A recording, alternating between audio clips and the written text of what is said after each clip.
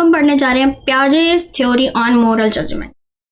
पियाजे ने अपनी थ्योरी निकाली थी मोरल जजमेंट यानी मोरल डेवलपमेंट के ऊपर ही, कि बच्चे कैसे मोरल जो हमारे वैल्यूज वगैरह उसको कैसे समझते हैं, उन्हें क्या कब किस स्टेज पे क्या समझ आता है, किस एज ग्रुप के बच्चों में क्या मोरल डेवलपमेंट विकसित हो रहा है, क्या नहीं हो रहा है।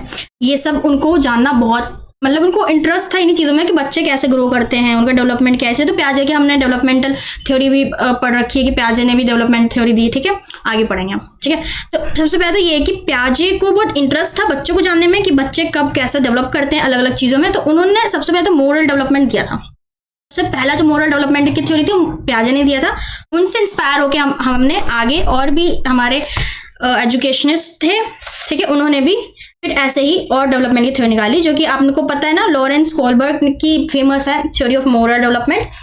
तो लॉरेंस कोलबर्ग जो थे उन्होंने पियाजे की थ्योरी को समझ के और उन्हीं पियाजे की थ्योरी से इंस्पायर होकर ही अपनी थ्योरी निकाली। तो यह बात आपको पता होना चाहिए। इसलिए पियाजे ही थे फर्स्ट जिन्होंने बच्चों के डेवलपमेंट में रिसर्च की और बच्चों की मोरल डेवलपमेंट में रिसर्च की।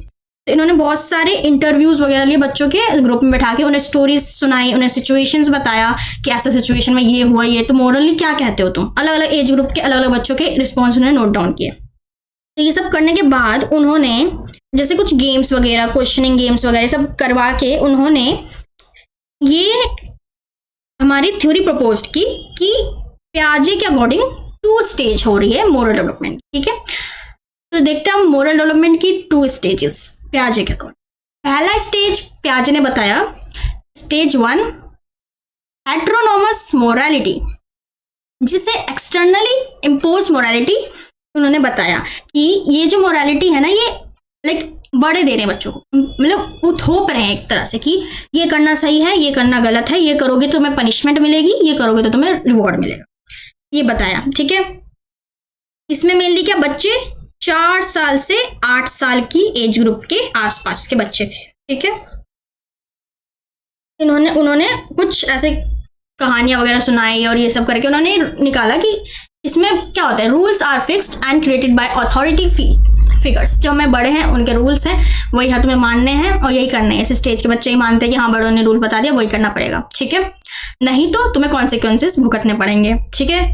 और अगर कोई रूल तोड़ा तो फिर पनिशमेंट तुम्हें मिलेगी ऑटोमेटिकली, ठीक है। तो ये सब बच्चों के ऊपर था। तो इसलिए बच्चे जो थे वो कंट्रोल नहीं कर सकते थे रूल्स और नॉर्म्स के लिए। उनको ये मानना था रूल्स और नॉर्म्स तो हमारे बड़ों ने बनाए हैं, चाहे पेरेंट्स हो, टीचर हो, ये भगवान ने बनाया, ये रूल भगवान ने बनाया है, ठीक है, इसको नहीं तोड़ सकते। ये बच्चे कहते हैं कि भाई ये भगवान ने रूल बनाया है, इसको नहीं तोड़ सकते, तोड़ेंगे तो हमें सजा मिलेगी, ये वो। तो इस स्टेज के बच्चे, फर्स्ट स्टेज के बच्चे के अंदर ये होता है, ठीक है।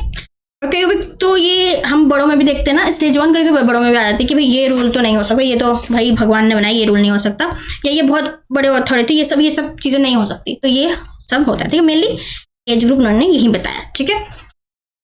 अब नेक्स्ट स्टेज की बात करते हैं। सेकंड एंड लास्ट स्टेज है ऑटोनॉमस मोरालिटी, यानी मोरालिटी बेस्ड ऑन अंडरस्टैंडिंग। अब बच्चा बड़ा हो गया और समझ आ रहा है कि कुछ चीजें, कुछ रूल्स एंड रेगुलेशंस इतनी अच्छी नहीं है जो जिसे फॉलो करना चाहिए, इसलिए हम अपने अकॉर्डिंग उसको चेंज कर सकते हैं। अब बच्चे बड़े हो गए, उन्हें समझ आ रहा है, ठीक है, कि क्या सही है एक्चुअली, क्या गलत है। सोसाइटी मानती है माने, बट एक्चुअली ये सही नहीं है, इंसानियत के रूप में ये सही नहीं है। बच्चे समझने लगा है क्या सही है क्या गलत है, ठीक है। तो इसलिए इस स्टेज में क्या है कि ओवन अंडरस्टैंडिंग बच्चों को आ गई है, ठीक है। Rules are flexible and can be change through our agreement, ठीक है, कि उन्हें ये पता चल गया कि रूल्स जो है वो फ्लेक्सिबल है।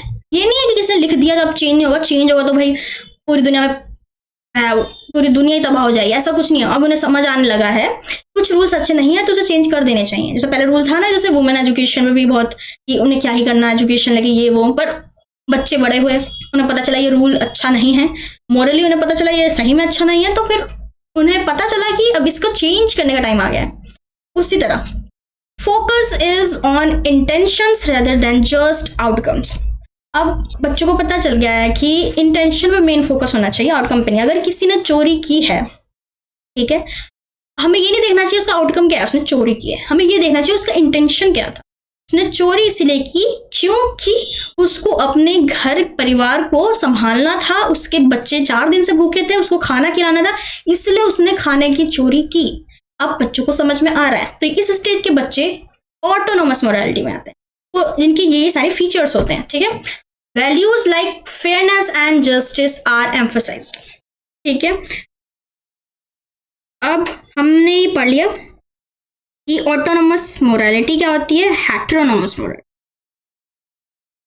तो मेनली मैं बता दूं, autonomous morality understanding based on one's own rule and able to consider the intentions.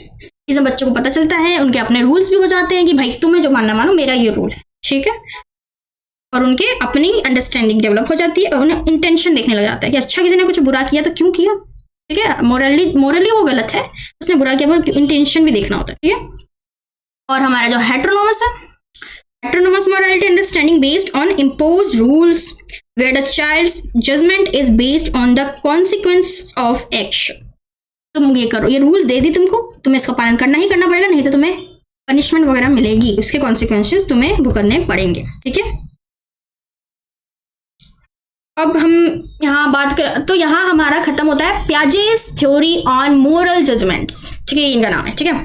अब पियाजे से इंस्पायर होके हमारे लॉरेंस कोलबर्ग ने भी एक थ्योरी निकाली मोरल डेवलपमेंट की, ठीक है। क्योंकि वो एग्री हुए थे, पियाजे की जो थ्योरी थी ना मोरल डेवलपमेंट, उसमें बहुत एग्री, उनके जो प्रिंसिपल्स थे, उनके थॉट्स थे, उसमें बहुत ज़्यादा एग्री हो गए थे कि भाई ये सही बोल रहे हैं, ऐसे तो होता है। बट फिर उन्होंने बहुत डीप और रिसर्च वगैरह की, जैसे पियाजे स्टोरी सुनाते थे बच्चों को, फिर बच्चों का रिस्पॉन्स नोट डाउन करते थे, वैसे ही लॉरेंस कोलबर्ग ने भी किया, स्टोरीज वगैरह सुनाई, ठीक है।